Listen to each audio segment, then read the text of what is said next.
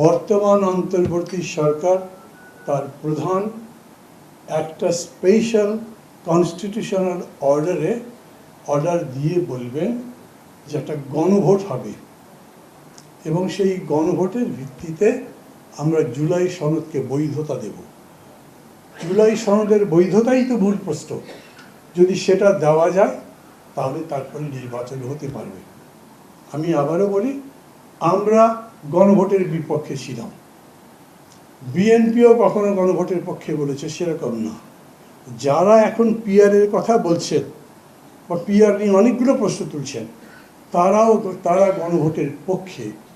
সালাউদ্দিন সাহেব যখন বললেন যে গণভোট হতে পারে, শুধু একটা প্রশ্ন আছে, এটার মধ্যে তো অনেকগুলো ডিসেন্ট আছে, এই নোট অফ ডিসেন্ট নিয়ে কিভাবে ভোট হবে? জুলাই সনদের মধ্যে থেকে এগুলো তো বাদ দেওয়া যাবে না। উনি প্রস্তাব করলেন সবগুলোকে একটা ব্যাগেজে না হোক, মানে যে ডিসেনশনগুলো আছে সেগুলো একটা প্যাকেজে, বাকিগুলো মিলে একটা টোটাল প্যাকেজ, তারপরে গণভোট হবে ইয়েস অর নো।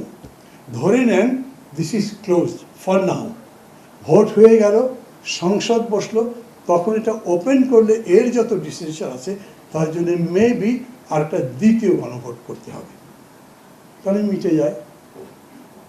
এই প্রস্তাব দেওয়ার পরে আমি জামাতের কোনো নেতাদের সাথে কথা বলেছিলাম ওখানে, ওনারা সেই মুহূর্তে কোনো কমেন্ট দেননি। কিন্তু বিষয়টা হয়েছে, আমি এ সম্পর্কে সবাইকে সতর্ক থাকার জন্য বলি, আপনি কি জুলাই সনদের রেকগনিশন চান? এটাই মেইন।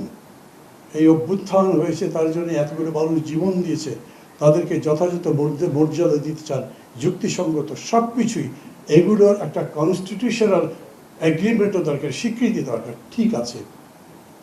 কিন্তু আপনি তার পাশাপাশি যদি এখন বলেন না কনস্টিটিউশনাল অর্ডার তাদেরকে দিতে হবে, কনস্টিটিউশনাল অর্ডার কি এই অন্তর্বর্তী সরকার দিতে পারেন? আমি জানি যে এখন আমি যে কথাগুলো বলছি একটু জটিল মনে হতে পারে, এই জন্য সহজ করে ফেলি আমি আপনাদের কাছে। এই অন্তর্বর্তী সরকার একটা কি বিপ্লবী সরকার যে তারা কনস্টিটিউশনাল অর্ডার দেবে? এই অন্তর্বর্তী সরকারটা কেমন? বিএনপি খুবই ক্যাটেগরিক্যালি বলেছে this is a constitutional government.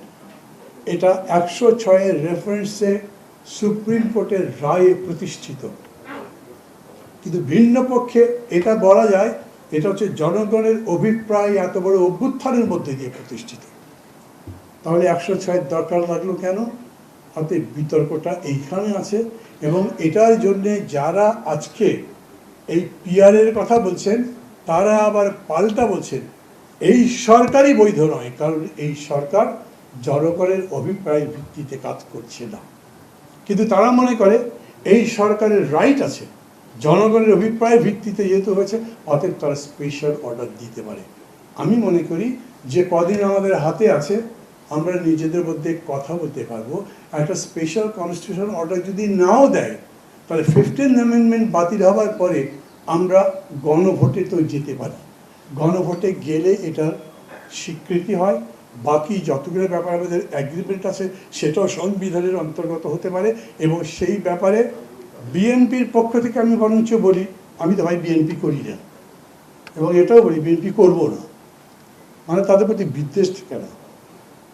আমি আমার দল করি, আমার রাজনীতিতে আমার বিশ্বাস আছে, সেই বিবেচনা থেকে বিএনপি করি না। কিন্তু তারপরে আমি এটা বলবো, ধরেন মূল বিষয়টা অবিশ্বাস, আমরা বলেছি এই কাজ ক্ষমতায় যাবার পরে করব, অথবা নির্বাচনে যারা ক্ষমতায় আসবে যেই আসবে তারা এই দায়িত্বগুলো পালন করবে, সবাই বলেছে, আমরা কাগজে সই করব। তারপরে আমরা যখন নির্বাচন করব সেই নির্বাচনের সময় ম্যানিফেস্টোতে এগুলো দাবি হিসেবে বলবো, তারপরেও আপনি আমাকে বিশ্বাস করছেন না। আমি তো বলতে পারি আপনি বিশ্বাস না করে করবেন না, আমি কি করব? আমি আপনার বিশ্বাস উৎপাদনের জন্য আর কি করতে পারি?